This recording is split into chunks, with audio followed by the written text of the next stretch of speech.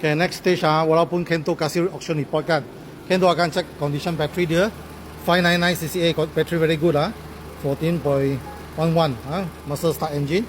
So battery is good condition. Lagi kita check dia punya brake fluid sebab engine oil, gear oil kita ada tukar minyak. Jadi kita tengok yang ini. Okay dia punya brake fluid, tak ada moisture, tak ada kotor, jadi kita top up saja lah. Next dia punya belakang semua sudah ada tinted. Jadi you nampak 100% UV reject. 91.5% IR infrared reject. Okay, ni aircon banyak sejuk kita pakai ni apa, Blue Driver check dia punya engine condition lah.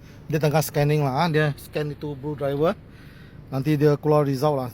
Tunggu sekejap, scan 100%. Okay, 0 confirm turbo code, 0 pending code, 0 permanent code. Dia tak ada masalah, tak ada rosak. Kita tengok ini. Aircon dia 11.3%. So dia ada extra Alpine aroma. Ini Alpine aroma boleh tukar, boleh top up. Lepas tu ini Alpine kita reverse. Okay, boleh nampak. And then dia punya sound, kasih dengar sikit. Yang mendidik jiwa,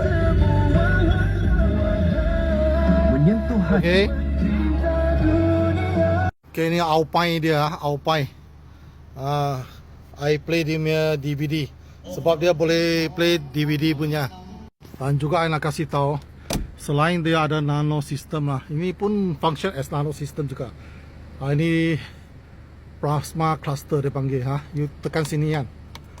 Okay, ini adalah dia sedut itu air dalam, dia keluar dari atas ini. Dia kasih bersihkan itu udara.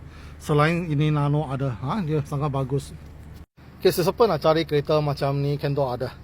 Boleh Roger Kento atau ada lagi masuk.